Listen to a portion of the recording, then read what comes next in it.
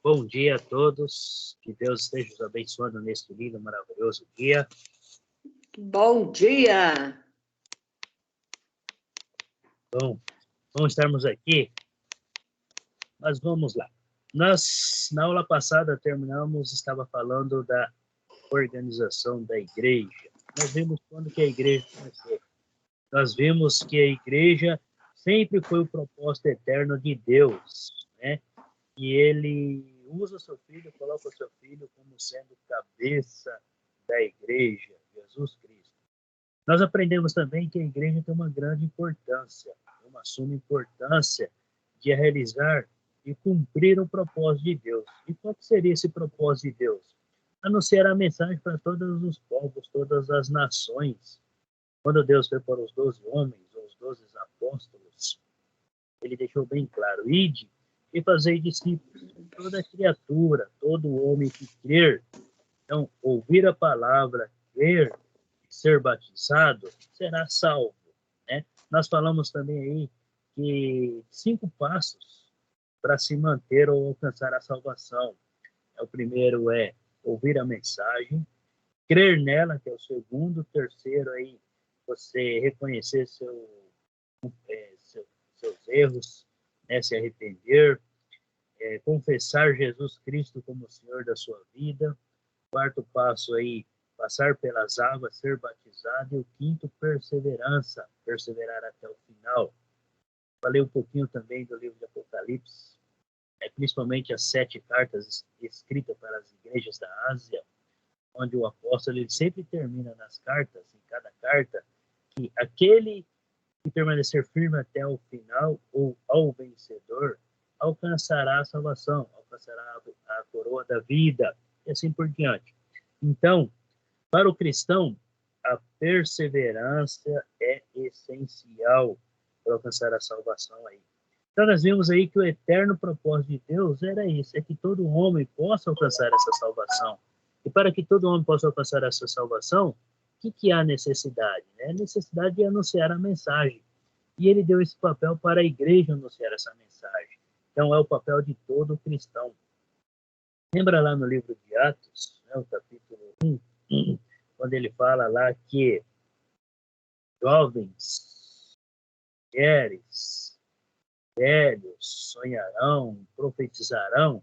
Então, está aberto para todos os cristãos, desde que tenha total conhecimento, aprende sobre a palavra, desde que coloquem em prática. Então, todos têm o papel de anunciar o evangelho. Olhando para a lei de Moisés, este papel era exclusivamente dos profetas ou sacerdotes. Eram apenas eles que tinham que fazer esse trabalho, não era qualquer pessoa. Era aquele que Deus escolhia para ouvir a mensagem e transmitir a mensagem para o povo, para um rei. Agora, em Jesus, não. Na nova aliança, isso foi estendido para todos. Então, todos nós somos profetas, profetas de Deus.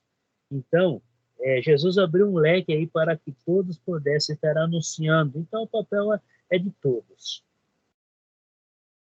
Nós vimos aí que Deus tinha prometido edificar a igreja, e quando Jesus estava falando com Pedro, ele falou assim, e sobre esta pedra edificarei a minha igreja. Então, sobre o seu coração, sobre o coração do homem, estarei estabelecendo a minha igreja. Então, Deus tinha prometido a igreja para a humanidade desde o início, desde o princípio, e que todos passavam a conhecer a verdadeira obra de Deus, ou a verdadeira, né, o que Deus espera de cada um de nós, da humanidade. Então, Deus acabou revelando, através do seu Filho Jesus, a sua vontade. O mistério que estava oculto, aquilo que Deus não tinha, aquilo que Deus não tinha aí revelado para os... Deixa eu colocar aqui no silencioso, senão vai ficar pitando o negócio aqui. Vou ligar o silencioso aqui. Vamos lá.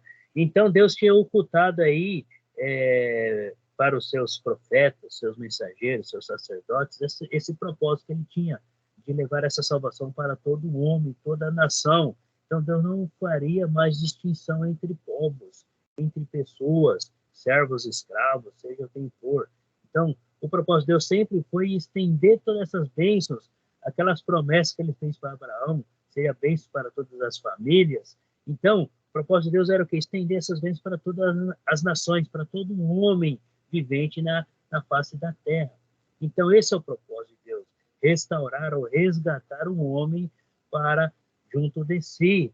Então, nós vemos que desde os princípios até nos dias de hoje, o homem anda fugindo de Deus. O homem não quer ter um compromisso sério com Deus. O homem não quer fazer a vontade de Deus. Muito pelo contrário, o que um homem quer? Ele quer moldar Deus ao seu dia a dia, moldar Deus aos seus desejos, às suas vontades. Então, nós vimos aí que a igreja ela foi estabelecida e em cada cidade ou cada livro das escrituras aqui no Novo Testamento leva o nome da cidade, porque era onde tinham cristãos e eles se reuniam. Então, isso não quer dizer que toda a população daquela cidade eram cristãos. É um exemplo, eu estou aqui com o livro de Colossenses aberto. Então, Colossenses era uma cidade chamada Colossos e ali existiam alguns cristãos, e eles se reuniam. Então, a igreja de Colossos, que quer dizer os cristãos que moravam em Colossenses, em Colossos, se reuniam para adorar a Deus. E o papel deles era o que? Era anunciar para os outros colossos, para os outros colossenses, a mensagem. E assim por diante. As cartas foram endereçadas a cada igreja de cada cidade e eles tinham seu papel importante, anunciar o evangelho. Permanecer firme, crescimento espiritual e anunciar o evangelho aí para todos aqueles que têm interesse em ouvir a palavra e a mensagem. Então, nós vimos a igreja em Corinto, a igreja em Filemão, a igreja em Antioquia, as igrejas de Macedônia. Macedônia aí já abrange várias cidades, como Tessalônico, Filipos, Bereia, Anfípolis, Neápolis. Então, são 5 cidades aí que abrangiam a Macedônia, certo? A igreja em Troade, nós vimos aí também que foi chamado os presbíteros, está no plural. Então, uma igreja tem que ter mais de um presbítero, porque na falta de um tem um outro para estar cobrindo, certo? Então, os presbíteros da igreja de Éfeso, então a igreja reunida em Éfeso e assim por diante. Então, em cada cidade era eleito vários presbíteros, eram mais de um, tá? No mínimo 2 presbíteros em cada cidade. Nós vimos que cada uma delas era independente umas da outras, porém, tinham que permanecer na unidade. Qual que seria a unidade? Todas tinham que seguir as doutrinas dadas pelos apóstolos, que receberam diretamente por Cristo Jesus e que trouxe de acordo com a vontade de Deus, o nosso Pai. Então, Jesus nos transportou para a condição de filhos de Deus, e não mais de criação ou criaturas de Deus, mas sim filhos de Deus. Então, todo cristão que vive uma vida obediente, tem uma vida de obediência a Deus, se torna filho de Deus.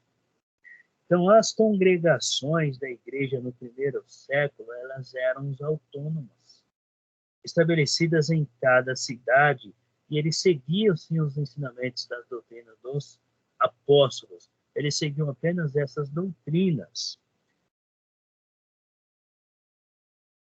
E continuando aí a nossa aula, então nós estamos falando sobre Jesus Cristo, sobre a igreja, e Deus colocou Jesus como cabeça da igreja, como o Senhor de toda a igreja. Abre comigo lá no livro de Efésios, capítulo 1.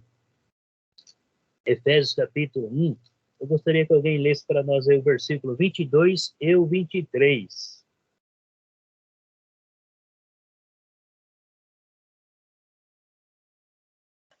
Eu vou ler, tá? Pode ler. Deus colocou todas as coisas debaixo de seus pés e o designou cabeça de todas as coisas para a igreja, que é o seu corpo, a plenitude daquele que enche todas as coisas, em toda e qualquer circunstância. Isso. Nós sabemos que todas as instituições, todas, precisa de uma autoridade central, precisa de um líder comandando, conduzindo tudo, né, para uma direção correta. Então, Deus acabou colocando Jesus Cristo como cabeça da igreja, sendo a autoridade máxima da igreja, o único que conduz a igreja para o caminho correto. Então, assim como todas as instituições precisam de um líder, Deus colocou Jesus para conduzir a tua igreja. Então, quem é o líder da igreja? É o próprio Jesus Cristo, que é o líder, é o pastor, é o único caminho que leva até o Pai. É apenas eles. Os demais, nós somos apenas membros. Nós somos discípulos de Jesus Cristo. Então, todos nós perante a Deus somos iguais. Não existe nem maior e nem menor. Todos são importantes. Nós vimos aí que o corpo ele é constituído de várias partes. E todas as partes unidas, ela é para o benefício do corpo, onde Cristo é o cabeça. Então, todos os trabalhos dentro de uma organização, ela é muito importante, todos. Então, não existe maior e nem menor. A diferença é que cada um recebe um dom para estar realizando um tipo de trabalho. E Deus decidiu fazer Jesus Cristo cabeça da igreja.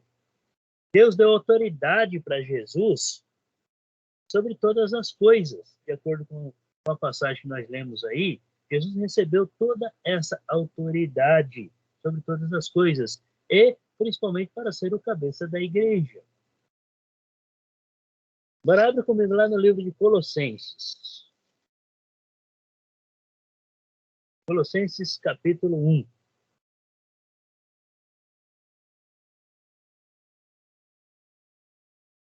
Lê para nós aí o versículo 18.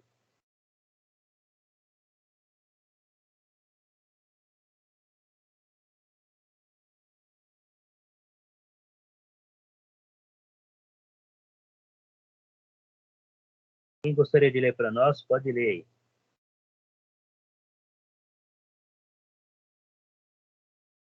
Colossenses capítulo 1, versículo 18. Oi, tá vendo?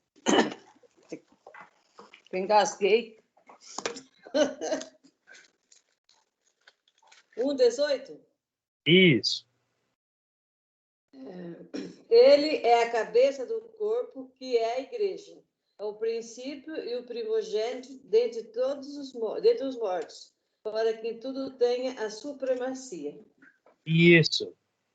Cristo é o primeiro, é o cabeça da igreja para ter a primazia. O que isso significa? Que é o principal, é o líder, o cabeça, é o único caminho. Somente é Jesus Cristo. Deus colocou ele como cabeça de tudo. E dentro da igreja, que somos nós, ou melhor, a igreja que somos nós, são vários membros, cada um tem o seu dom. E o dom de cada um complementa todo o corpo, onde sendo Cristo o único cabeça, tendo toda a primazia, porque ele estava desde o início, desde o princípio, Jesus estava presente ali. Então, Deus colocou seu Filho para estar aí conduzindo a igreja. Então, é o único caminho que nós temos aí em direção ao Pai. Volta comigo lá no livro de Efésios, capítulo 5. Efésios, capítulo 5. Lê para nós aí o versículo 23.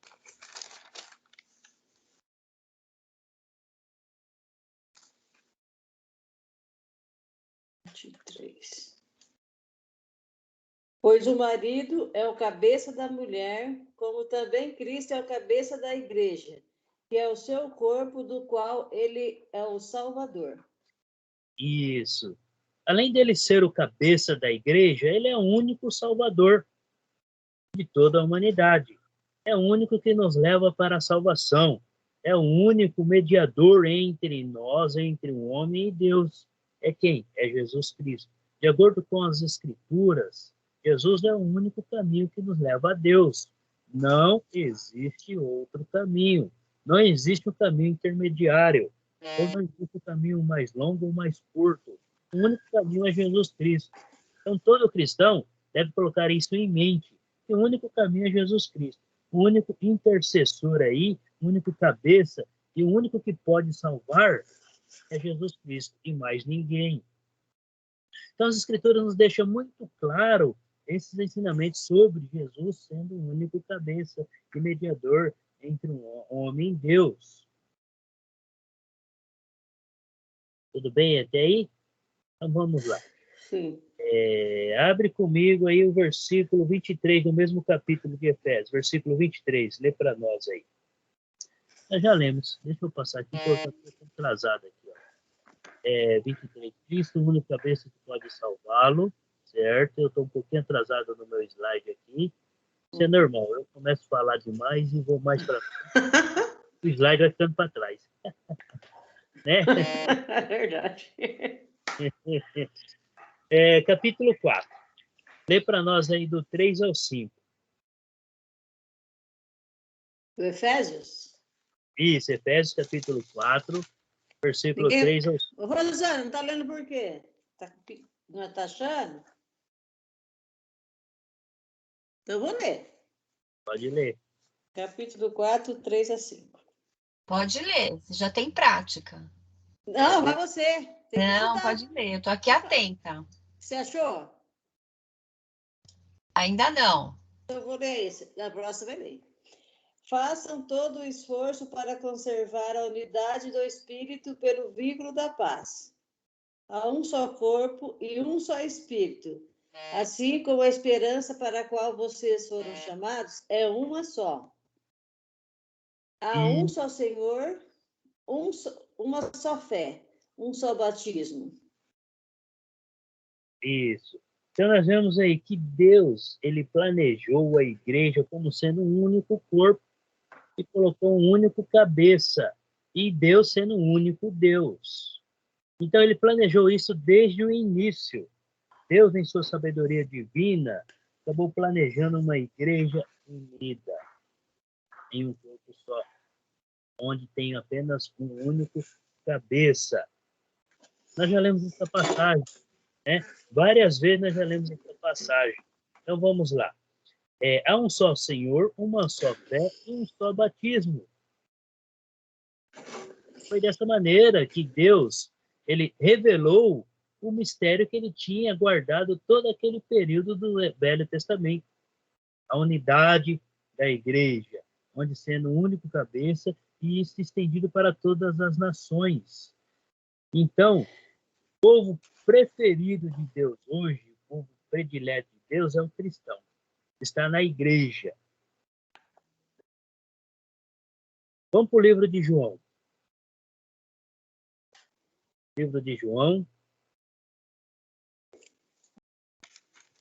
Abre lá, capítulo 17, versículo 20 e o versículo 21.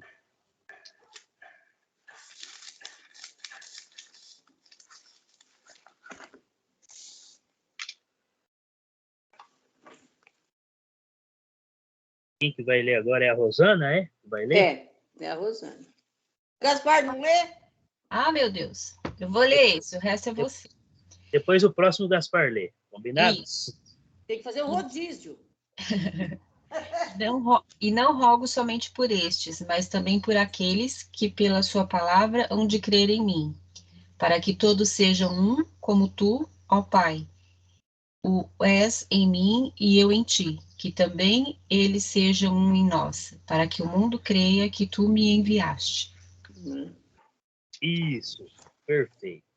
Se nós formos aqui analisar todo o contexto, tá, desses dois versículos, o contexto que eu estou falando aqui são os versículos anteriores e o versículo posterior.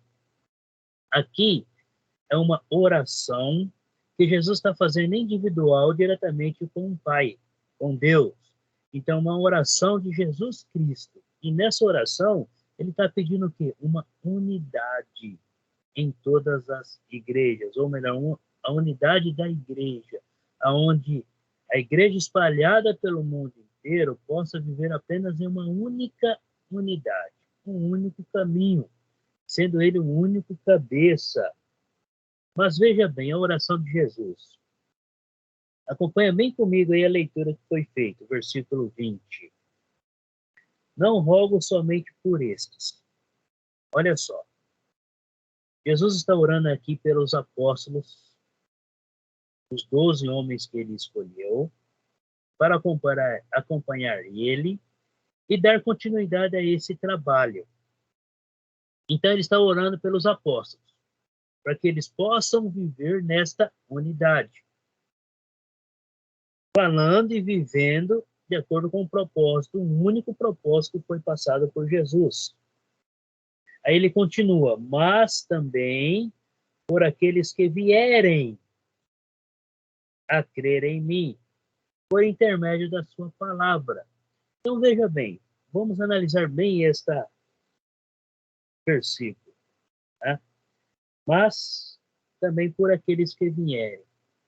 Jesus, nessa oração, ele já estava pedindo para que Deus pudesse colocar nós hoje, nos dias de hoje, tá? Porque ele está pedindo para o futuro, para os cristãos que virão logo após esse momento, que nós também pudéssemos viver essa unidade, independente em qual país nós estamos, ou qual cidade, ou qual estado.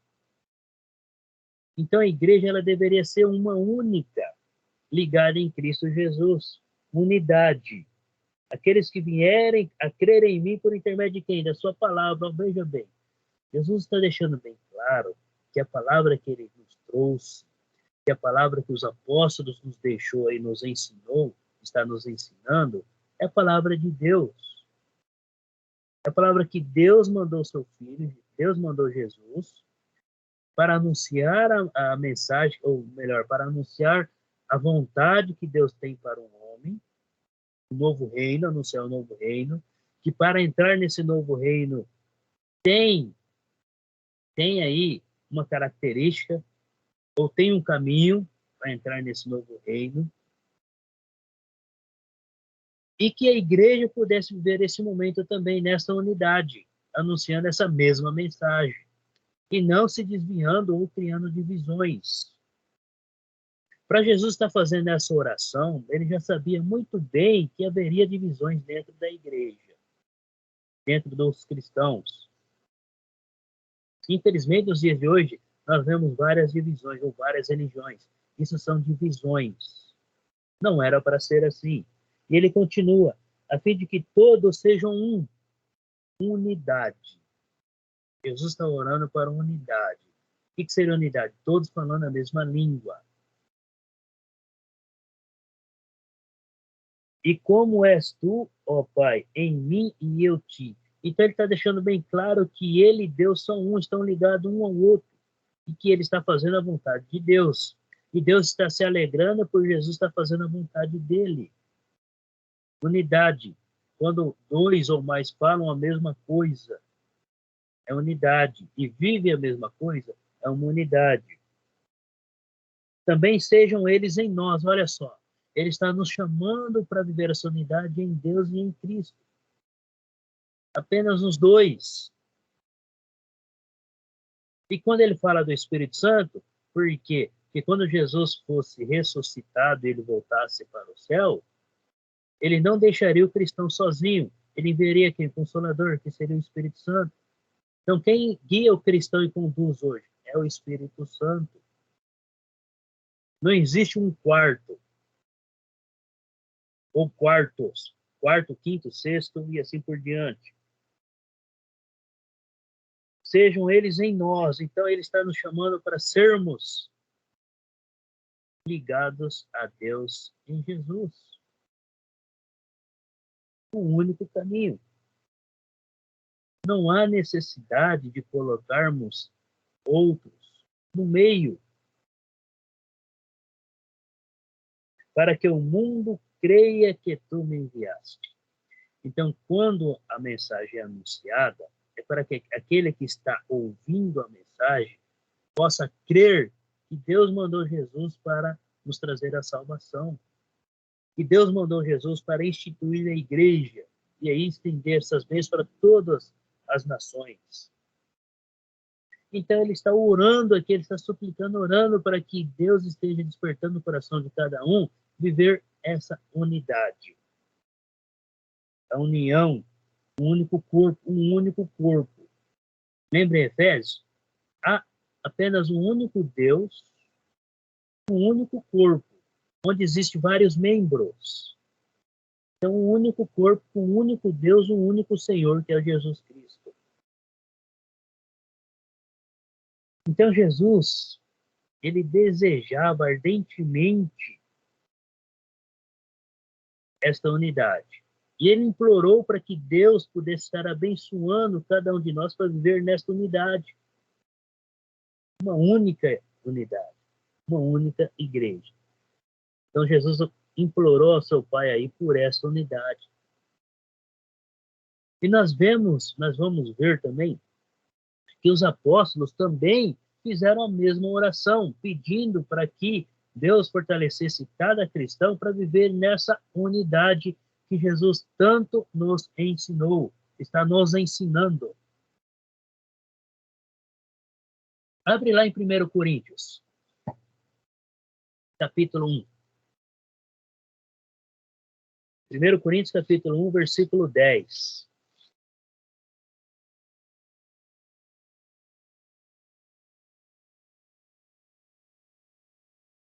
É o Gaspar que lê agora para nós? Abre aí, Gaspar. Tem que trabalhar, meu filho.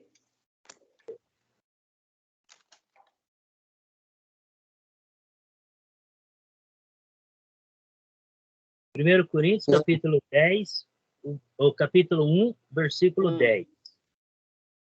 Sim. No versículo 10, a palavra diz-nos. Minha voz está chegando? Tá, perfeito. Ok. Versículo 10, a palavra diz-nos. Irmãos, em nome do nosso Senhor Jesus Cristo, suplico a todos vocês que concordem uns aos outros no que falam, para que não haja divisões entre vocês.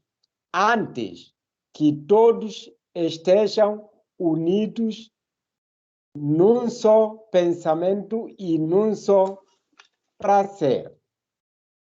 Isso, perfeito, obrigado. Quem está orando aqui, quem está dando esse ensinamento é o apóstolo Paulo. Ele recebeu esse ensinamento diretamente por Jesus, diretamente de Jesus. E ele, na oração dele, está pedindo a mesma unidade que Jesus pediu em sua oração. Ele está rogando, quando ele fala rogo-vos, ele está orando, está pedindo essa unidade. Em nome de quem? Em nome do Senhor Jesus Cristo, que é o único cabeça. Olha o que ele fala, que não há divisões, que não haja entre vós divisões. Quando ele fala haja, ele está falando do futuro, do presente. Ele não está falando do passado, ele está falando do futuro e do presente. E ele continua, que nós devemos ser unidos no mesmo pensamento, no mesmo parecer, no mesmo modo de viver. Então, independente se o cristão vive no Brasil, ou na China, no Japão, ou em outro país, o próprio Moçambique, nós devemos viver na mesma unidade. A palavra ela é única. A minha Bíblia, todas são iguais. Então, por que eu tenho que viver, buscar coisas diferentes, se não está nas Escrituras? Então, olha só.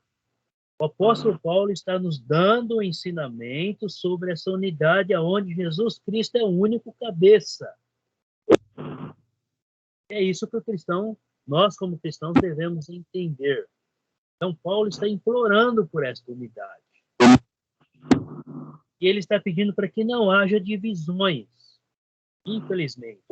Para ele estar falando sobre isso aqui, na época já acontecia divisões na própria igreja. Hoje, nós vemos várias divisões religiosas. Infelizmente, não era para ser assim. Devemos, nos dias de hoje, seguir o quê?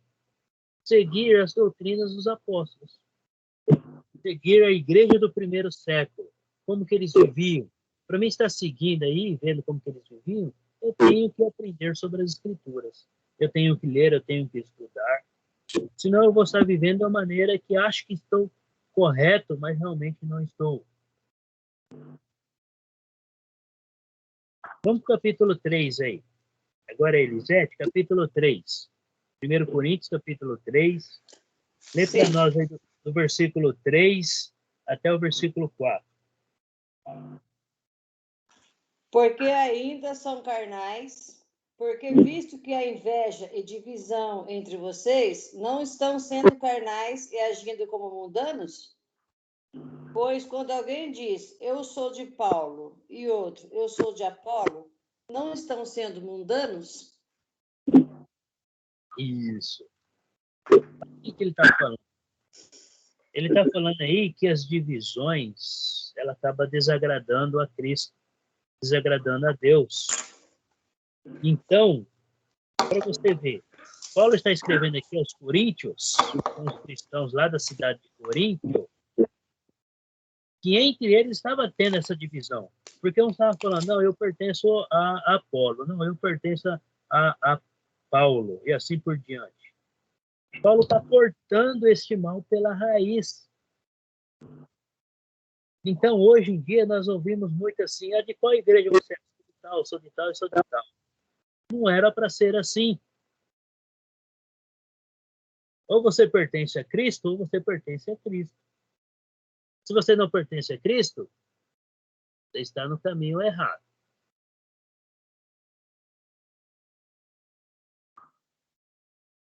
Bom dia, Cristiane. A Cristiane acabou de chegar também. Bom dia, Cristiane. Está dando acesso para ela. Então, nós estamos aqui no 1 Coríntios, capítulo 3, Cristiano, versículo 3 ao versículo 4.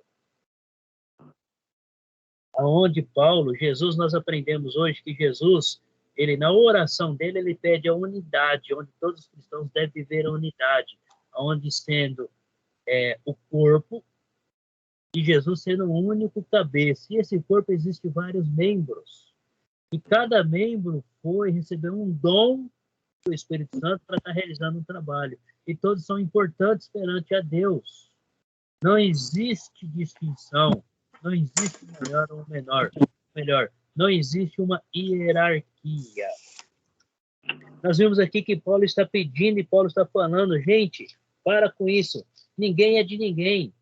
Se todos são batizados, então todos pertencem a quem? A Jesus Cristo. Olha só, versículo 14 aí, ó. Deixa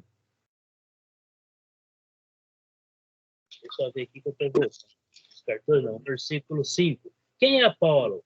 Quem é Apolo? E quem é Paulo? Servos por meio de quem crestes?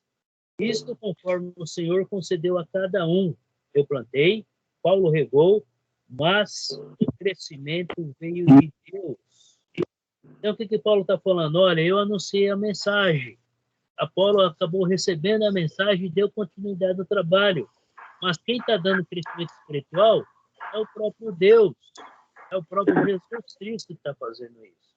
Então, o Paulo está falando aqui que o trabalho dele e o trabalho de Apolo, os dois estão ligados em Cristo. E o trabalho dos dois são importantes. Então, ninguém pertence a Paulo e nem outro, nem ninguém pertence a Apolo. E assim por diante.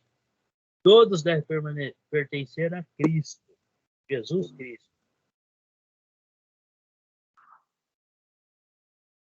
Abre comigo lá no livro de Romanos, capítulo 16.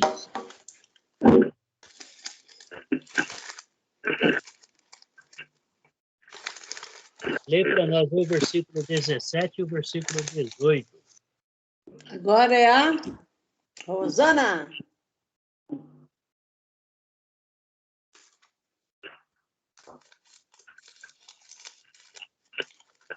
Romanos, capítulo 16, versículo 17 e o 18. E rogo-vos, irmãos, que noteis os que promovem dissensões e escândalos contra a doutrina que aprendestes. Desviai-vos deles, porque os tais não servem ao nosso Senhor Jesus Cristo, mas ao seu ventre. E com suaves palavras e lisonjas enganam os corações dos simples. Isso. Então, aquele que fica aí batendo na tecla, não, eu pertenço a tal, e a tal, e a tal. Isso estava acontecendo dentro da igreja. Então, como estava acontecendo dentro da igreja, Paulo está dando um puxão de orelha aí de cada cristão. Então, por isso que ele fala aqui, rogo-vos, irmãos, que noteis bem aqueles que provocam divisões e escândalos. Ele está falando daquele que está criando divisão dentro da igreja, no meio da igreja. O que ele fala? Se essa pessoa, se esse cristão, se esse irmão, ele não mudou a sua atitude depois de levar uma advertência, abandona ele, deixa ele de lado. Com certeza, Cristo não está se alegrando com isso. Então, Paulo mandou afastar-se dessas pessoas que causam divisões. Gaspar, tá dando interferência seu aí, pra você tirar o som. Abre comigo lá em 2 Timóteo. 2 Timóteo, capítulo 3.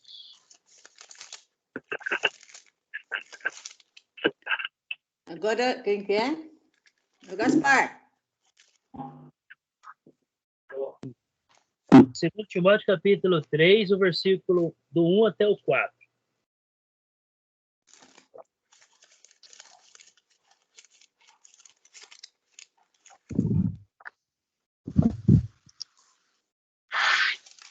A próxima é você, viu, Cristiane? Pode ler aí para nós. Então, vou ler. 2 Timóteo 3, do 1 ao 4. 3, capítulo 3, versículo 1 até 4.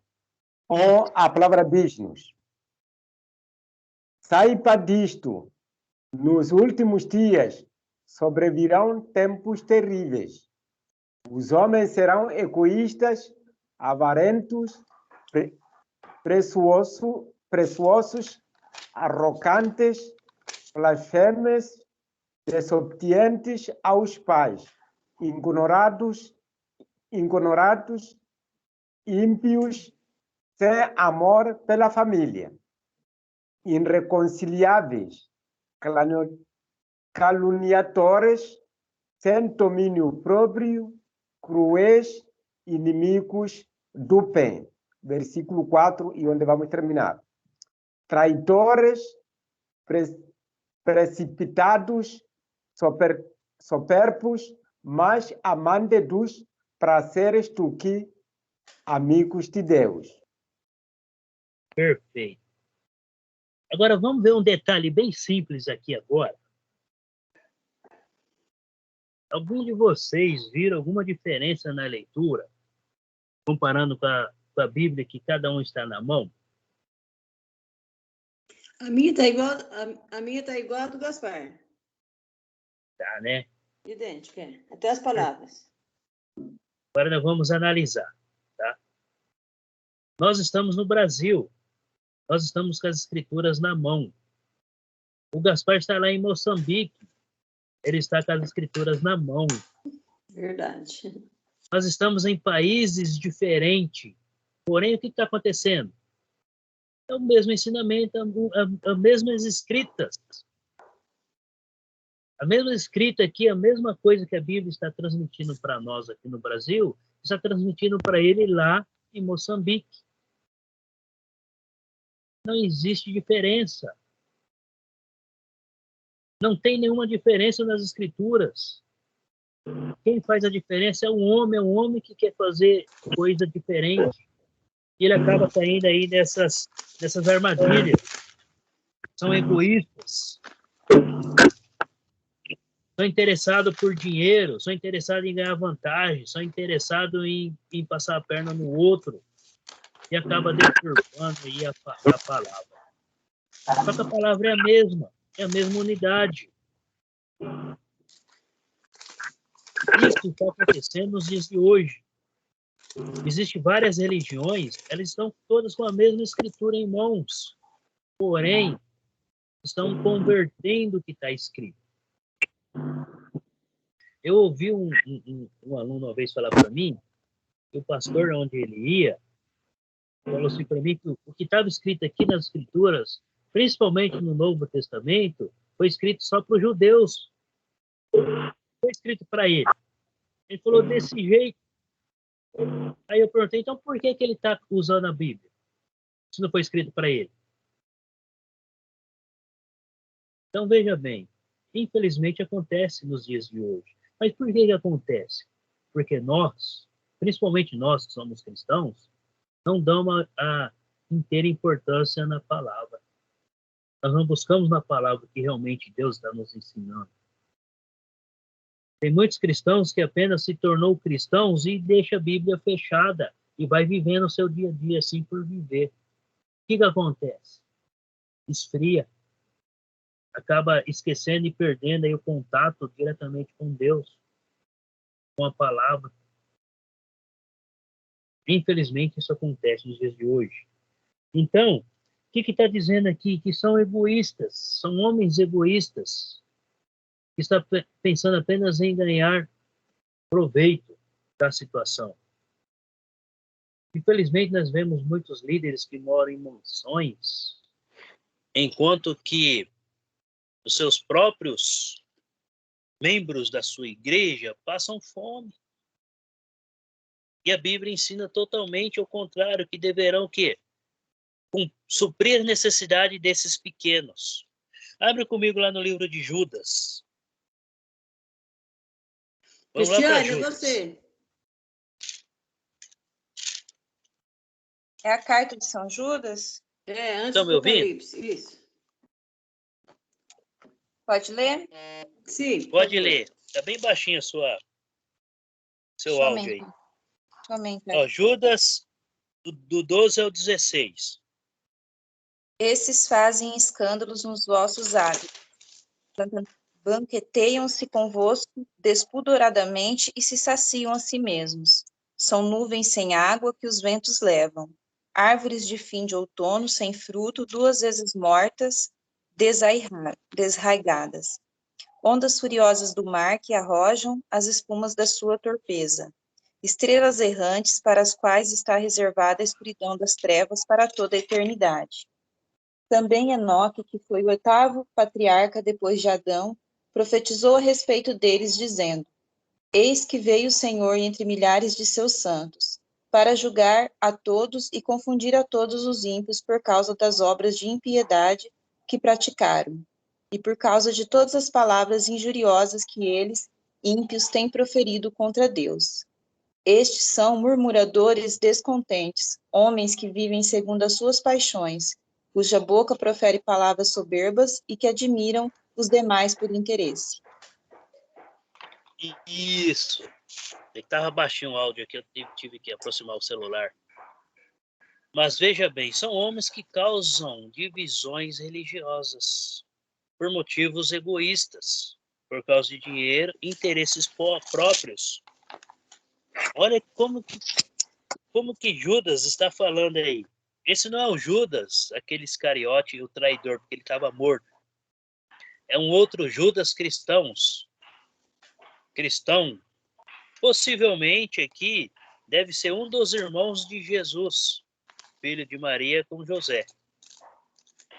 Assim como Tiago, considerado irmão de Jesus, irmão de carne. Tá? Esses homens são como rochas submersas em vossas festas de fraternidade, banqueteando-se juntos sem qualquer recato. Pastores que assim mesmo se apacentam, nuvens sem águas impelidas pelos ventos, árvores em plena estação dos frutos, desses deprovidas, duplamente mortas, desarraigadas. O que isso quer dizer? Que são homens egoístas. Homens que estão ali que estão pensando apenas no seu próprio eu, em satisfazer seus próprios interesses. Não está preocupado com o rebanho, não está preocupado com a igreja. Ele está preocupado apenas com ele mesmo. Isso causa divisões. Por quê? Porque começa a ensinar outras doutrinas. Eu não lembro se eu comentei aqui, mas acho que não. Eu sempre comento nas minhas aulas sobre um filme. Ele chama 12 anos de escravidão. 12 anos de escravidão. Onde naquele período, a escravidão ela estava totalmente no auge. E um fazendeiro reunia toda semana os seus escravos. Ele pegava a Bíblia, as escrituras na mão, e lia bem alto para que todos pudessem ouvir. E olha como que ele lia. Eu não vou lembrar qual era a passagem que ele estava lendo, mas ele estava lendo assim, que a passagem que trazia interesse ou proveito para ele. Então ele lia assim, não vou lembrar agora, mas as palavras dele eu lembro muito bem, que ele falava assim, vocês devem obedecer ao seu Senhor, devem obedecer a Deus, devem fazer tudo o que o seu Senhor pede. Porém, se não obedecer ou se desobedecerem, levarão 50 chibatadas nas costas. Essa passagem não é bíblica. Ele lia um pedaço e acrescentava algo de acordo com o interesse dele. Então, o que ele estava querendo passar? Que os escravos tinham que fazer realmente o que ele pede, se não fazer, vão todos levar chibatada. E a chibatada estava na Bíblia. Realmente está na Bíblia. Porque os romanos, quando eles prendiam alguma pessoa, eles davam chicotadas nas costas das pessoas. Só que isso é contra a vontade de Deus. Não é isso que Deus tem ensinado desde o início.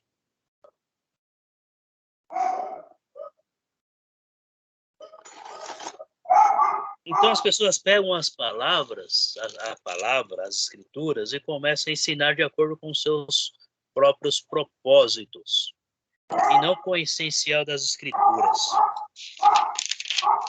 E quando o cristão ele não conhece, ele acaba caindo nesses erros.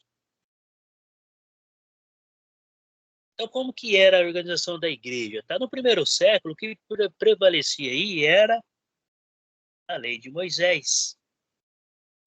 Antes da lei de Moisés. A lei de Moisés foi cancelada no primeiro século e entrou os ensinamentos dos apóstolos. Muitos judeus naquele período,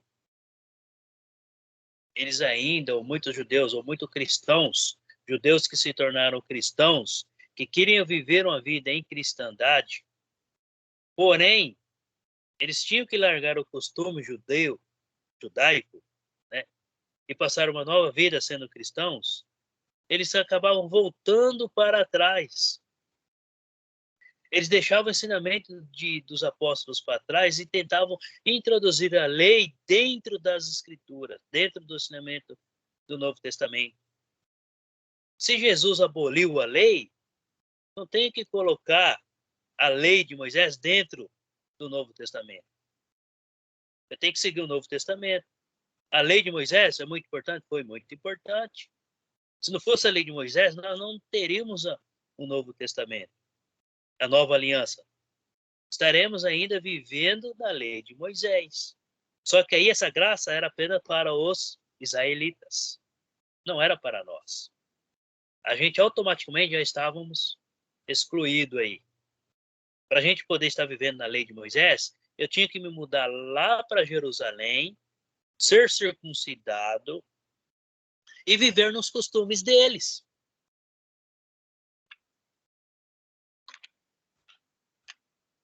Aí sim, eu estava vivendo para Deus. Só que os próprios judeus anularam a primeira aliança. Os próprios judeus anularam a lei de Moisés. Por isso que Jesus veio e fez uma nova aliança. Então, no primeiro século, a igreja dependeu completamente dos ensinos dos apóstolos. Eles tinham que ver em cima dos ensinos dos apóstolos. Por quê? Porque não tinham as escrituras em mãos, principalmente o Novo Testamento. Na época em que a igreja foi estabelecida, era a lei de Moisés que o povo conhecia e seguia. Os judeus. E alguns que se tornaram aí, alguns estrangeiros, que aderiram ao judaísmo, ou à lei de Moisés.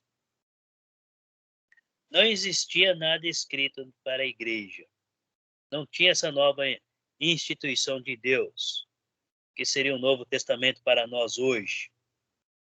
Por isso que Jesus escolheu os apóstolos e deu poder para que eles pudessem convencer o povo a essa nova aliança. Então, o poder foi necessário para que a igreja pudesse ser edificada. E os mandamentos sendo ensinados. Por isso que esses homens receberam o poder. Jesus escolheu os apóstolos e deu esse poder necessário aí, para que o povo pudesse crer na mensagem que estava sendo dita, que estava sendo transmitida naquele momento ali, naquele primeiro século.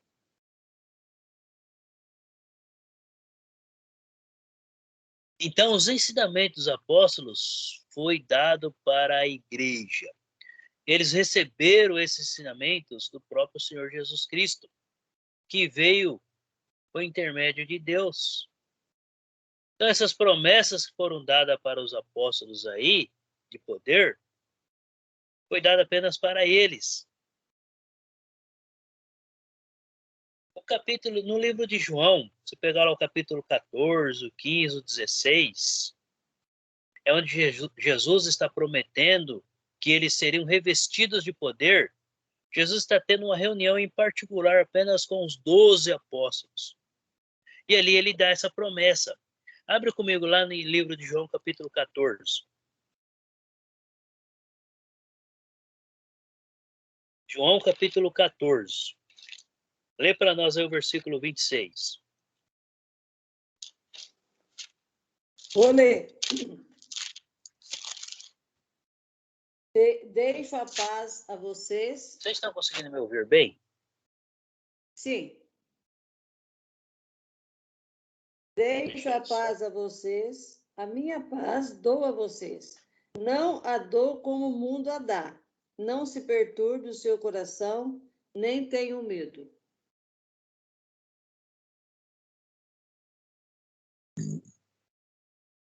Isso. Vamos lá, deixa eu ver. Tem alguém tentando entrar na aula, deve ter caído o Gaspar. Só um minutinho. A conexão do Gaspar caiu.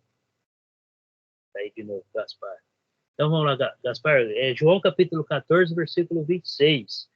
A Elisete acabou de ler aí. Olha só. Aqui, Jesus está tendo uma reunião particular somente com os apóstolos. E olha o que ele fala aqui.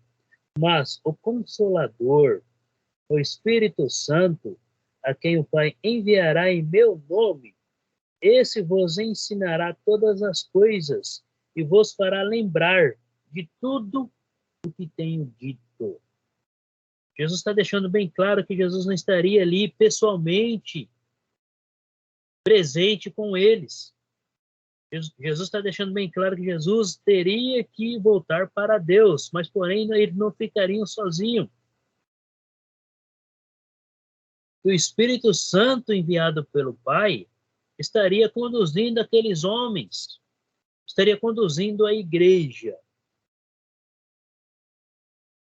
Então o Espírito Santo ele ensinaria e faria os apóstolos lembrarem de tudo o que eles aprenderam com Jesus. Abre comigo lá no livro de Atos, capítulo 1.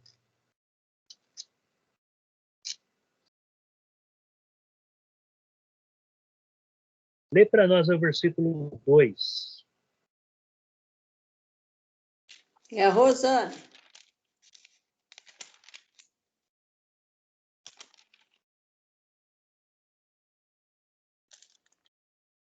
Lê para nós aí, Rosana. Atos capítulo 1, versículo 2.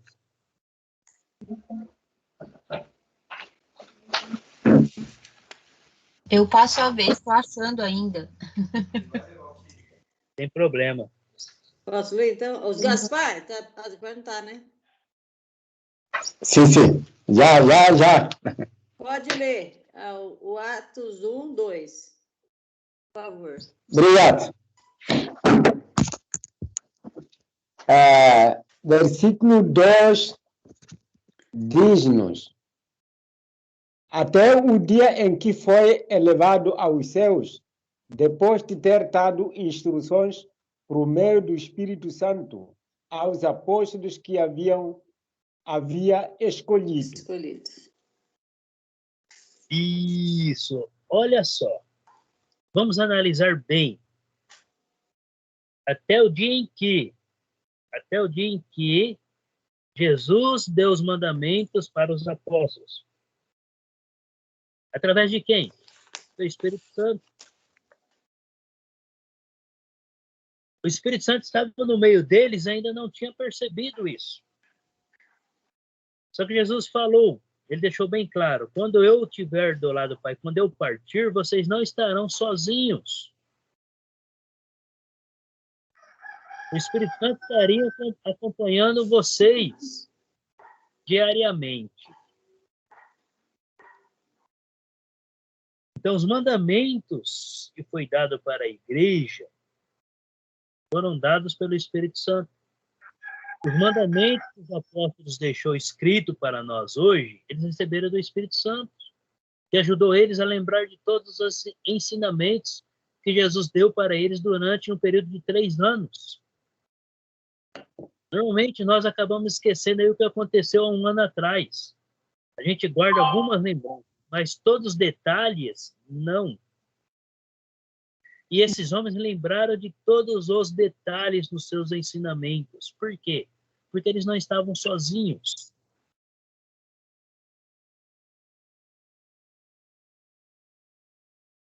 Abre comigo agora no livro de 1 João. 1 João, capítulo 1. Vai, Cristiane. Versículo 5. A nova que ele temos ouvido e vos anunciamos é esta: Deus é luz e nele não há treva alguma. Isso. Deus é luz, é salvação. Não existe trevas. João ouviu os ensinamentos do Espírito Santo que ele transmitia para o povo. Ele não acrescentava e não tirava. Ora, a mensagem da parte dele, quando ele fala da parte dele, ele está falando que ele ouviu de quem? Do próprio Jesus Cristo. Temos ouvido e vos anunciamos. É esta, que Deus é luz. Se Deus é luz, não existe trevas. Então, o que o apóstolo João está falando? Que a mensagem não é dele. A mensagem é de Deus. Se ele está dizendo isso, é porque ele estava sendo guiado pelo Espírito Santo. A pessoa que fala de Deus, ela só fala de Deus se ela estiver guiada pelo Espírito Santo. Se ela não estiver guiada pelo Espírito Santo, ela não vai falar de Deus. Ela vai falar de qualquer outra coisa, menos de Deus. Ela não vai se interessar por Deus. Então, por que ela vai falar de Deus? Se ela não se interessa. Abre comigo no livro de Atos, capítulo 2. É uma passagem que nós já lemos, mas vamos relembrar. Vai conseguir, Rosana? Atos 2. Versículo 42. E perseveraram na doutrina dos apóstolos e na comunhão e no partir do pão e nas orações. Aqui diz tudo. A igreja do primeiro século perseverava na onde? Na doutrina dos apóstolos. Sabemos muito bem que a doutrina dos apóstolos foi dada pelo Espírito Santo, por Jesus Cristo, que veio da parte de Deus, e é a vontade de Deus. Então não há necessidade de eu colocar uma outra doutrina. Não há necessidade de eu pegar e abrir uma igreja, um prédio, e colocar uma doutrina ali dentro. A doutrina já existe. A doutrina está nas Escrituras. A igreja não é minha. A igreja é de Jesus Cristo. A igreja não é de fulano, não é de ciclano. Não foi fulano, não foi ciclano que fundou a igreja. Quem fundou a igreja foi Jesus. E Jesus sempre orou pela unidade da igreja, assim como os apóstolos oraram pela unidade da igreja. O que seria a unidade? É que todos, independente de onde a igreja estiver, todos possam estar falando a mesma doutrina, vivendo a mesma doutrina. Doutrina de quem? Dos apóstolos. No primeiro século, eles perseveravam e viviam em comunhão na mesma doutrina. A doutrina foi dada pelos apóstolos, que receberam o poder do Espírito Santo para estar ensinando. Eu não tenho por que ficar mudando ou acrescentando. Eu já ouvi frases assim, que as escrituras devem ser revistas, a Bíblia deve ser revista porque ela é antiga. Os conceitos que estão nas escrituras devem ser revistos porque é antiga. Essa palavra que eu ouvi, revista, ela está no sentido de ser mudada, ser moldada. Não é a escritura que deve ser moldada, é eu que devo mudar. É eu que devo ser mudado pelas escrituras. É o homem que precisa ser mudado pelas escrituras, e não o homem mudar as escrituras. É muito triste quando a gente ouve isso daí. Agora imagina, se a gente se sente triste, imagina Deus. Nossa. Imagina Jesus Cristo. Imagina o Espírito Santo ouvindo isso. É muito triste mesmo. Vamos para o capítulo 5 do livro de Atos. Lê para nós aí o versículo 28. Agora sou eu, vou ler. 8. 7. Cadê o 28? 5, 28. É também perdido aqui, né? Que lhes disse, é isso mesmo, né? Isso. Temos ordens expressas a vocês para que não ensinassem neste nome. Todavia, vocês encheram Jerusalém com a sua doutrina e nos querem tornar culpados do sangue deste homem. Tá vendo? O que está acontecendo aqui? Tá? Vamos entender aqui todo o contexto. A doutrina, ela estava sendo ensinada por toda Jerusalém. Esses apóstolos não estavam parados. Depois da morte de Jesus Cristo, depois que Jesus ressuscitou, eles continuaram ensinando, independente do que os outros fossem falar ou não.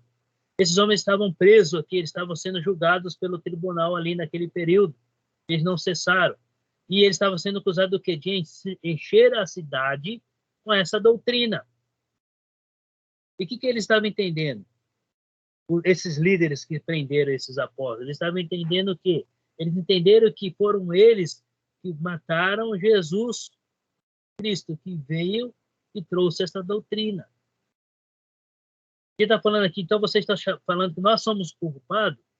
Realmente eles foram culpados, porque eles crucificaram Jesus.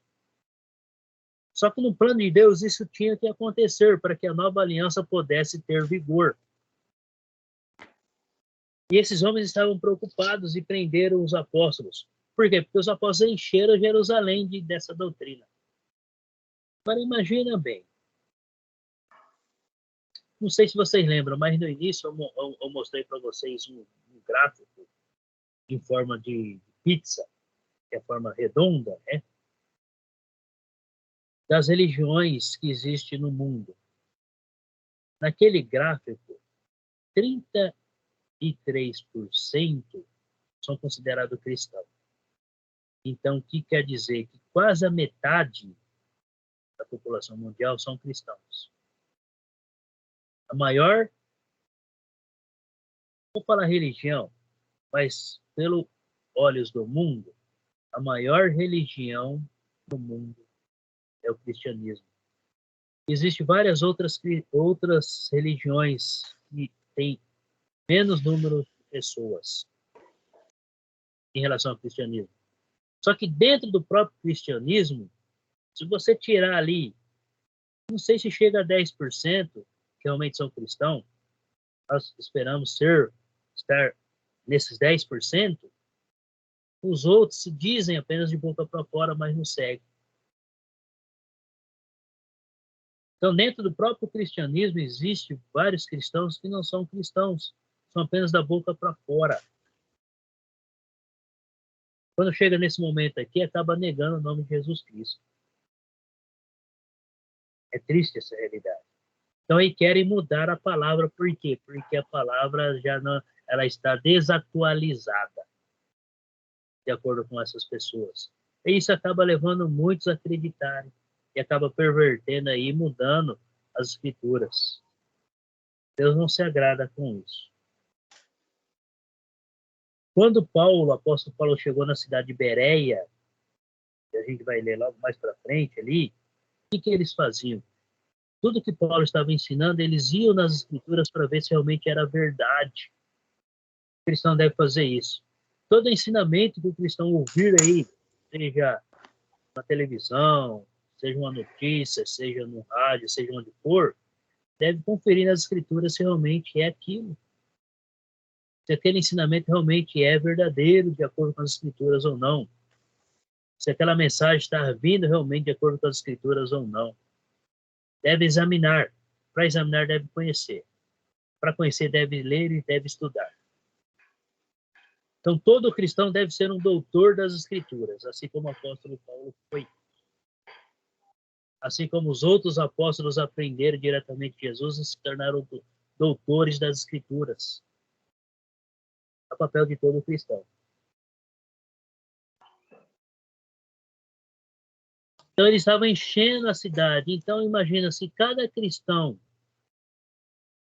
encher a sua cidade dessa doutrina, o mundo será evangelizado novamente. O mundo precisa ser evangelizado novamente. O mundo de hoje, nós vemos nessa tecnologia, a tecnologia acaba nos transportando para distante de Deus. Devemos sim usar a tecnologia para esse bem, para esse fim. Devemos usar a tecnologia para anunciar a mensagem. Nós não estamos moldando a tecnologia para as escrituras. Não. Nós estamos moldando a tecnologia para as escrituras. Quer dizer, nós não estamos moldando as escrituras para a tecnologia. Nós estamos usando a tecnologia para transmitir a mensagem. O cristão deve fazer isso. Usa a tecnologia para transmitir a mensagem. É o meio hoje mais rápido que temos. E pode ser usada com esse propósito, com esse fim. Abre comigo no livro de Gálatas, capítulo 1. É a Rosana. Lê para nós aí o versículo 6 até o 9.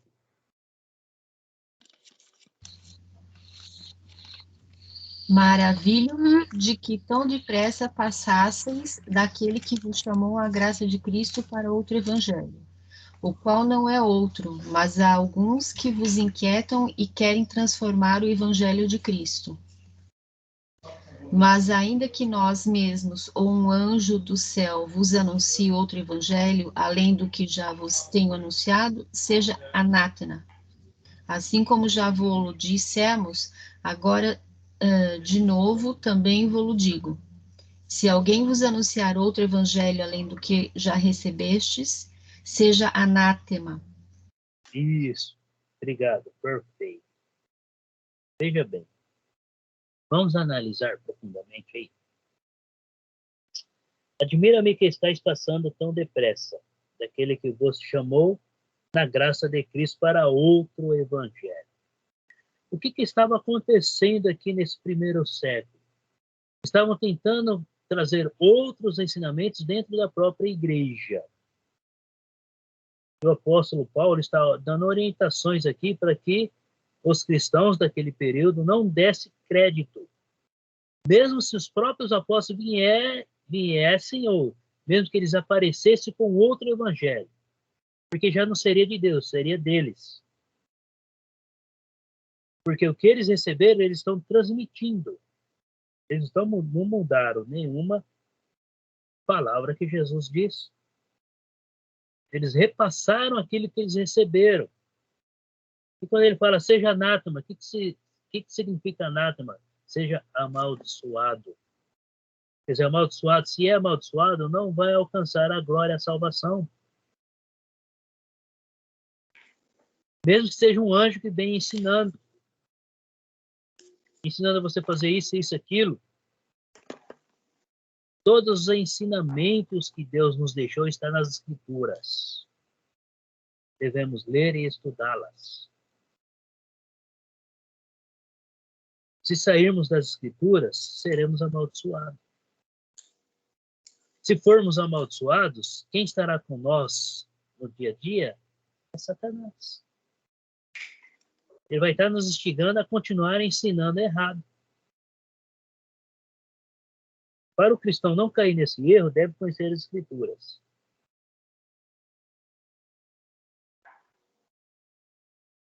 Versículo 7. O qual não é outro, senão que há alguns que vos perturbam e querem perverter, quer dizer, querem mudar o evangelho de Jesus Cristo. Então, quando a pessoa quer mudar o evangelho de Jesus Cristo, ela está sendo amaldiçoada. Porque está mudando a palavra de Deus. Então, aí eu volto naquela frase que eu ouvi. Foi na televisão. Que a pessoa diz assim, que as Escrituras deveriam ser revista, né?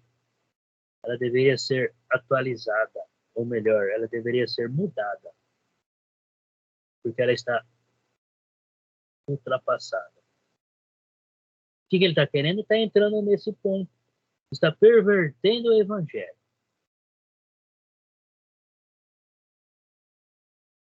Assim como já dissemos, versículo 9, e agora repito, se alguém vos prega evangelho que vá além daquele que recebesse, seja anátema, ou seja amaldiçoado. Então, será amaldiçoado tanto aquele que está anunciando, principalmente ele, como aquele que está ouvindo, que está aceitando e seguindo. Então, devemos olhar para as Escrituras. Devemos olhar para o que o Evangelho está nos dizendo. Então, devemos olhar para o quê? Para os ensinamentos que os apóstolos deixaram. Volta comigo lá em Atos capítulo 2. Nós lemos o 42. Agora, lê o versículo 43. Atos, capítulo 2. Ô, Gaspar.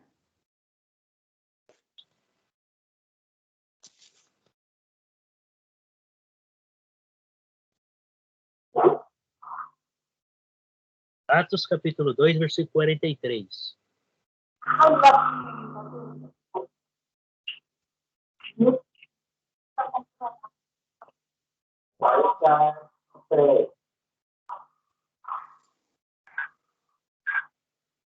Pode ler. 43. Todos estavam cheios de temor e muitas maravilhas e sinais eram feitos por ele. Apoio. Isso. O que está dizendo aqui? Temor. Em cada alma havia temor. Quer dizer, cada alma estava se reverenciando a Deus. Não estava aceitando outros ensinamentos. Por quê? Porque reconheceram que esses ensinamentos veio diretamente de Deus. Deus usou o momento certo, oportuno, para anunciar a sua mensagem. Porque o povo ia todos os anos em Jerusalém para ouvir o que Deus tinha a dizer. Mas nem todos acabam aceitando e se convertendo realmente de coração a palavra de Deus. Agora vamos para o capítulo 5 aí do livro de Atos. Lê para nós versículo 12. Então, a palavra diz: os apóstolos realizavam muitos sinais e maravilhas no meio do povo. Todos os que creram costumavam reunir-se por pórtico de Salomão. Isso, porte significa uma porta, uma entrada que Salomão construiu. Então chamou-se por esse nome, tá? Portico seria, você entrava por essa porta e tinha um espaço, um salão ali onde todos se reuniam, e ali eles ouviam a mensagem que os apóstolos estavam transmitindo. E naquele momento aconteciam muitos sinais e muitos milagres. Então os apóstolos foram revestidos de poder para realizar sinais e milagres para que o povo pudesse crer. Mas por quê? Porque eles não tinham o Novo Testamento escrito em mãos. Hoje, há necessidade de ter milagres e sinais para falar da mensagem de Deus? Não. Mas sabemos muito bem que Deus opera milagres nos dias de hoje. Só que para acreditar na palavra de Deus é só estudar e acreditar no que está escrito nas Escrituras. Porque nós temos ela em mãos hoje. Por isso que Deus pediu para que eles escrevessem e deixassem por escritos. Quando Deus formou o seu povo, ele pediu para que Moisés escreve no livro tudo o que eu te ensinar, toda a lei, para o povo poder se lembrar. Toda vez quando o povo for ler esse livro, ler as leis, vão lembrar de mim. Então, as escrituras, elas existem hoje porque Deus pediu para que fosse escrita. E Deus capacitou homens para escreverem. No primeiro século, existiam muitos sinais e milagres para comprovar o que ele estava dizendo. Hoje, Deus cura. Deus continua curando. Deus continua realizando milagres e sinais. Porém, não é o ponto alto, não é o ponto-chave para anunciar a mensagem. Por quê? Porque já temos ela escrita. O que Deus espera de nós? Que nós obedeçamos. A mensagem tem que ser anunciada. Através da mensagem anunciada, através aí da fé, Deus vai realizando um milagre de acordo com a vontade dele, de acordo com o propósito dele. Nós conhecemos várias pessoas que hoje foram curadas de doenças. Por quê? Porque Deus permitiu. Existem várias pessoas que não foram curadas. Por quê? Porque é a vontade de Deus. Pessoas cristãs, pessoas não cristãs. Mas Deus ainda continua. Mas qual que é o essencial hoje? É aprendermos da palavra e seguirmos uma vida obediente para a salvação. Temos tempo, Elisete? Temos, né? Temos 9h29 agora. Tem mais 15 minutos. 20 minutos. Então, no primeiro século, tudo era feito com a direção dos apóstolos.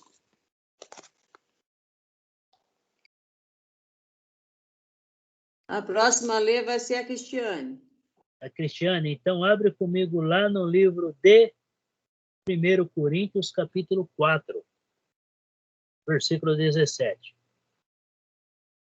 Para isso é que vos enviei Timóteo, meu filho, muito amado e fiel no Senhor. Ele vos recordará as minhas normas de conduta, tais como as ensino por toda parte em todas as igrejas. O que o apóstolo Paulo está falando? Que o ensino dele, dos apóstolos, foi dado para todas as igrejas. Então, se foi dado para todas as igrejas, o ensino é único, é um só. É a doutrina dos apóstolos. Não há necessidade de ficar aí alterando, ou aumentando, ou tirando. Ela já está perfeita. Ela está perfeita. Deixa eu achar uma passagem aqui. Romanos, deixa eu ver, é no livro de Romanos. Não está aí no nosso cronograma, mas deixa eu só achar aqui.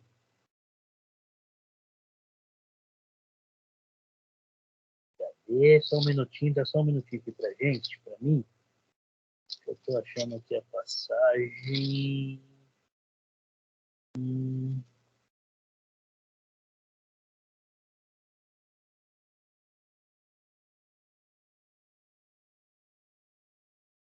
Só um minutinho que eu estou achando a passagem aqui. Né? Glória de Deus. Tá. Perfeito.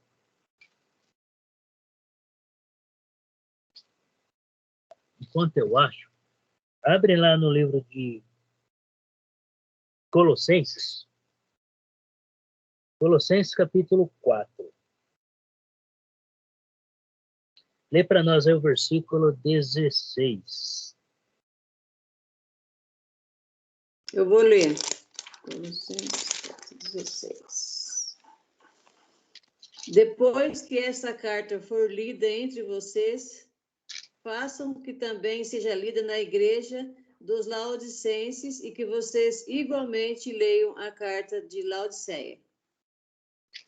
Está vendo? O que ele está dizendo aí? Que as cartas tinham que ser trocadas. Por quê? Para que todas as igrejas, as igrejas que estavam reunidas em cada cidade, pudessem falar a mesma língua, seguir a mesma doutrina. Então, o que o Paulo está falando aqui? Que o ensino dele e dos apóstolos tinha que estar em toda a igreja, em todas as igrejas. Em cada igreja tinha que seguir o ensino dado por esses homens, as doutrinas que eles estão ensinando. E Paulo está mandando o quê? Paulo está falando o quê? Lá para a igreja de Laodiceia. Olha, depois que vocês lerem a carta, manda esta carta lá para Colossos. E também o Colossos, a mesma coisa, depois que vocês lerem a carta que foi endereçada para vocês, manda para Laodiceia e assim em diante. Vai repassando as cartas para todas as igrejas para que possam estar vivendo a mesma unidade. Para que não haja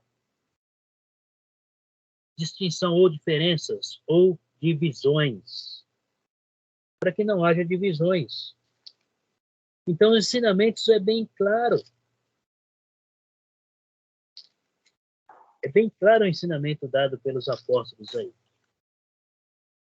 Agora abre comigo lá em 2 Pedro, capítulo 3. É a Rosana. Aí lê para nós versículo 15 e o 16. E tende por salvação a longanimidade de nosso Senhor, como também nosso amado irmão Paulo vos escreveu, segundo a sabedoria que lhe foi dada. Falando disso, como em todas as suas epístolas, entre as quais há pontos difíceis de entender, que os indoutos e inconstantes torcem, e igualmente as outras escrituras para a sua própria perdição. Isso. Olha só o que Pedro está afirmando aí. O próprio Pedro ele reconhece que algumas cartas que o apóstolo Paulo escreveu é difícil de entender. Porém, o que ele está falando? Deem crédito. Por quê? Porque está vindo da parte de Deus. Então, a igreja ela deve dar crédito a todas as cartas escritas pelos apóstolos.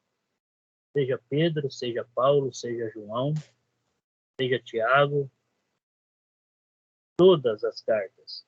Então, todos tinham que ler as mesmas cartas para estar falando a mesma linguagem. Está vivendo aí na mesma linguagem. Então, ele está falando, olha, a carta do apóstolo Paulo é muito importante para a edificação da igreja.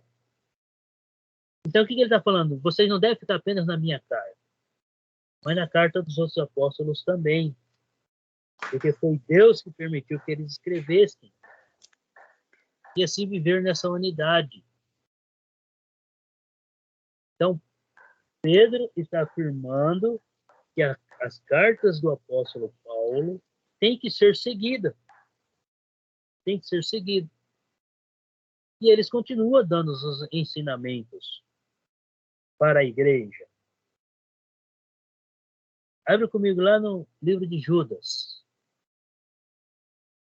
É o Gaspar. Judas, o 17. Lê para nós aí.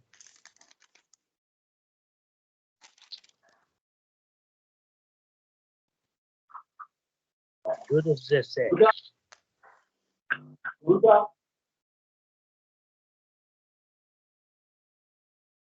versículo É Judas, só 17, pode ler. versículo 17. Isso. Todavia, abaixo, lembrem do que foi escrito pelos apóstolos de nosso Senhor Jesus Cristo. Isso. Então, veja bem. Olha o que Judas está falando aqui. Todas as cartas dos apóstolos. A igreja deve dar crédito. Vós, porém, amados, lembrai-vos das palavras anteriormente profetizadas pelos apóstolos de nosso Senhor Jesus Cristo. Interessante que ele está usando aí a palavra plural. Apóstolos no plural. Apóstolos. E foram 12 homens que Jesus escolheu. Ele está se referindo aos ensinos dos apóstolos. Ele poderia muito bem falar que o ensino era dele, mas não. Mas por quê? Porque ele entendeu, ele reconheceu, a igreja do primeiro século reconheceu que os ensinos dos apóstolos vêm diretamente de Deus. Então não há necessidade de ficarmos mudando. Jesus orou por esta unidade. E essa unidade, ela é até a volta de Jesus. Abre comigo lá em 1 Coríntios, capítulo 11. Xane, você. Versículo 23. Eu recebi do Senhor o que vos transmiti, que o Senhor Jesus, na noite em que foi traído, tomou o pão, depois de ter dado graças, partiu e disse: Isto é o meu corpo que é entregue por vós. Fazei isto em memória de mim. Isso. O que está acontecendo aí? Veja bem, ó. Veja como que o apóstolo Paulo está começando esta frase. Eu recebi do Senhor. Ele está dando a instrução sobre a ceia. Ele não está falando assim, vocês devem fazer isso aqui. Eu recebi do Senhor. Estou repassando para vocês.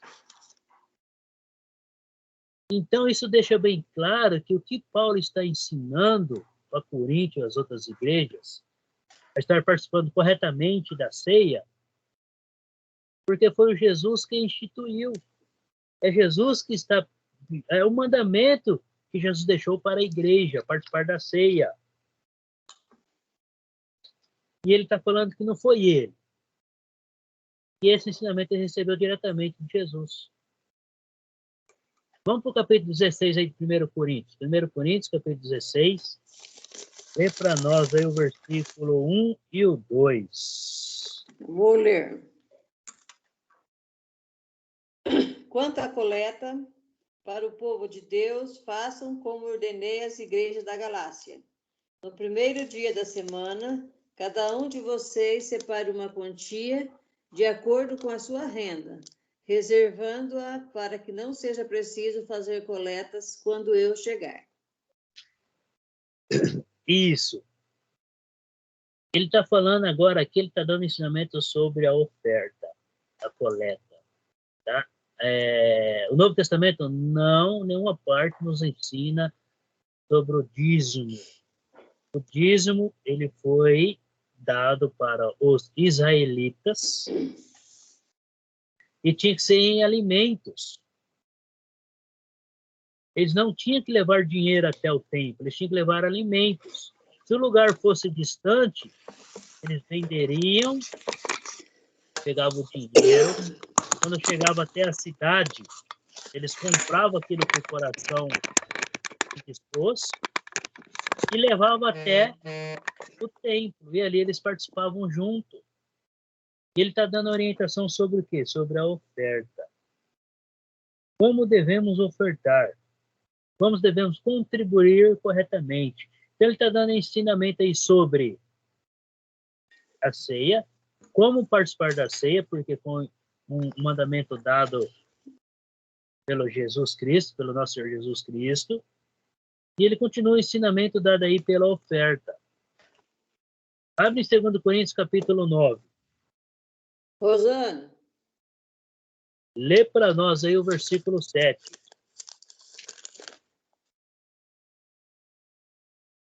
Esse eu passo, eu estava anotando o que o professor falou. Então, Gaspar, vai ler, Gaspar.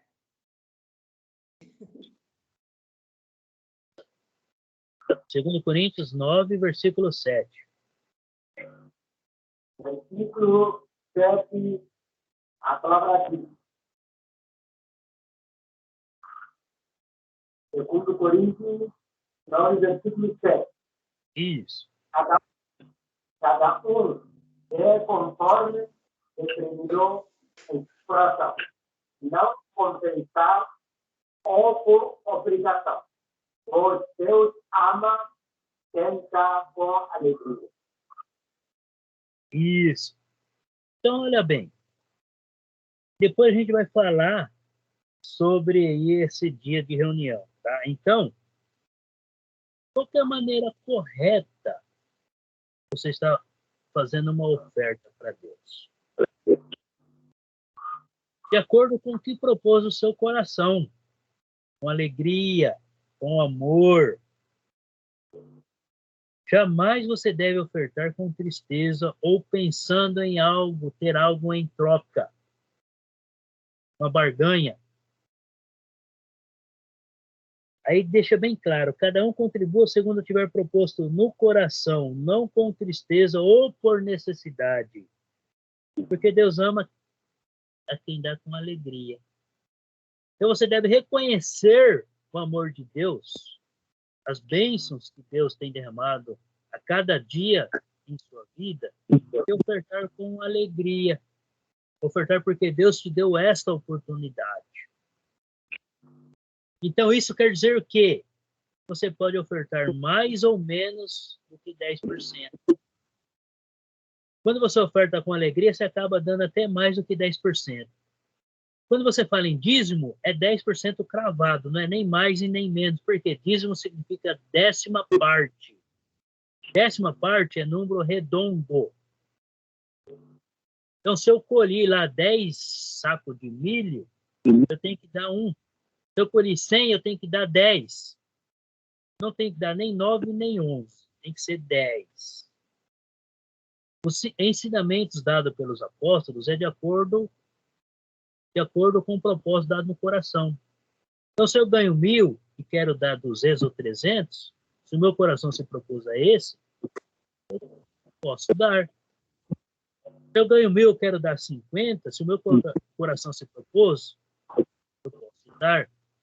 Mas desde que seja com alegria, porque isso vai agradar a Deus. Agora, se eu dou algo ali que eu sou forçado a dar, aquele X, Deus não se agrada. Por quê? Porque eu estou sendo forçado a dar. Deus não quer nada forçado. Deus quer algo. Deus quer a minha doação de coração. Olha só, um ponto aqui, né? Aqui no capítulo 8, ó, no capítulo 8, aí, 1 Coríntios, 2 Coríntios, capítulo 8. Olha só, o versículo 5. Aqui o contexto está falando sobre ofertar. Tá? Um povo ajudando o outro a cidade. E não somente fizeram como nós esperávamos, mas também deram-se a si mesmo primeiro ao Senhor. Qual que é o primeiro passo? É você se doar, você a Deus, primeiramente. De coração, de livre e espontânea vontade. Primeiro você se doa a Deus. Aí você vai participar. Olha só. Mas também deram a si mesmo primeiro ao Senhor. Depois a nós. Aí fala da oferta. Depois a nós, porque depois resolveram ofertar. Primeiro esses homens aqui da Macedônia, se você voltar no versículo 20 aí, versículo 20 diz assim, ó, irmãos, não sejais meninos, ou desculpa, versículo 1 do capítulo 8. Também, irmãos, não vos fazemos conhecer a graça de Deus concedida às igrejas da Macedônia, porque no meio de muita prova de tribulação, manifestaram abundância de alegria. E a profunda pobreza deles superabundou em grande riqueza de sua generosidade. O que quer dizer? Que eles deram muito mais do que eles podiam. Eles deram tudo de si para poder ajudar outros irmãos. Mas por quê? Eles não fizeram por obrigação. Eles fizeram porque eles quiseram fazer isso. Eles deram com alegria, eles tinham o desejo de ajudar. Então eles deram o que eles tinham, com amor. Só que primeiramente eles se entregaram a Deus. Aí quando chega na parte da oferta, se deve ofertar com amor, com alegria, com dedicação. Você não deve ofertar esperando algo de troca. Está errado. Deus não vai se agradar com isso. Deus vai se alegrar quando você dá com alegria. 2 minutos. Bom, 3 minutos para dar 10 para as horas. Tá, vamos finalizar esse ponto aqui. Sim. Então, Paulo está dando instrução de como contribuir corretamente. Tá? Só para finalizar esse ponto, abre comigo em 1 Coríntios capítulo 12, ou capítulo 13. Cristiane? Capítulo 13. Estou procurando aqui. Pode procurar. Capítulo 13. Achei. E agora lê para nós aí o versículo 6 até o versículo 10.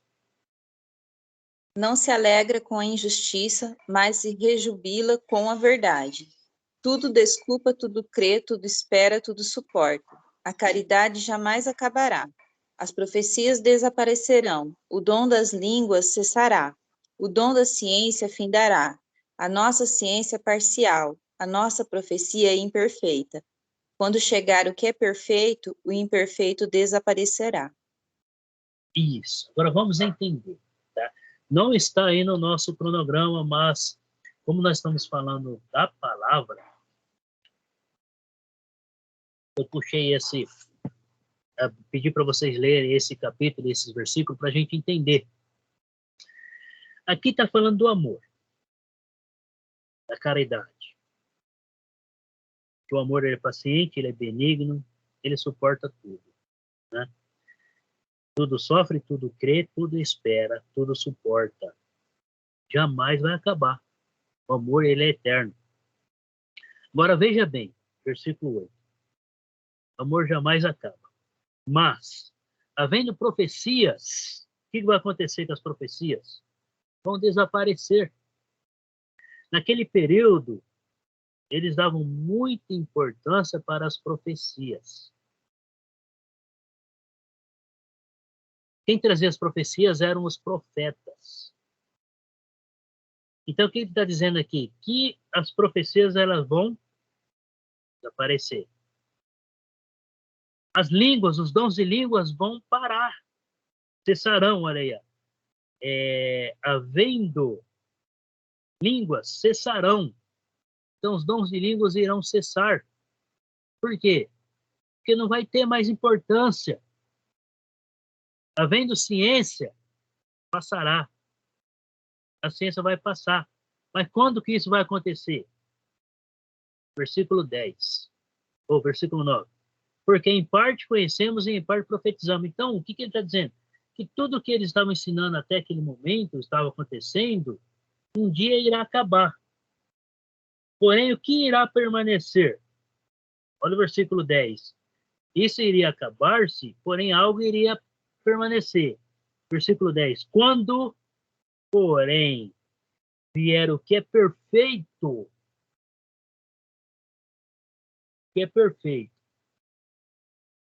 então, o que é em parte será aniquilado. Então, tudo que ele está dizendo antes do versículo 10 aí, profecias, línguas, ciência e outras coisas, vão desaparecer. E esse perfeito que a Escritura está dizendo aqui para nós, quando, porém, vier o que é perfeito, é o que nós temos que dar mais atenção. Esse perfeito aqui está se referenciando à Escritura Sagrada, à Bíblia. E ela é completa com o Antigo Testamento e com o Novo Testamento. Ela é perfeita. Por que ela é perfeita? Porque ela foi escrita pela vontade de Deus. Foram homens que escreveram, inspirados pelo Espírito Santo, escreveram para que nós hoje... Lembra da oração de Jesus? Jesus estava orando para nós hoje. Aqueles que vierem futuramente. Então, nós temos hoje em mãos a perfeição. O que é essa perfeição? A Escritura Sagrada, é a Bíblia Sagrada. Então, a Bíblia, ela veio para nós, para que nós pudéssemos entender ela completamente e poder anunciar ela, com entendimento, com conhecimento, onde todos possam conhecer. Muitos têm medo de ler a Bíblia, não é para ter medo.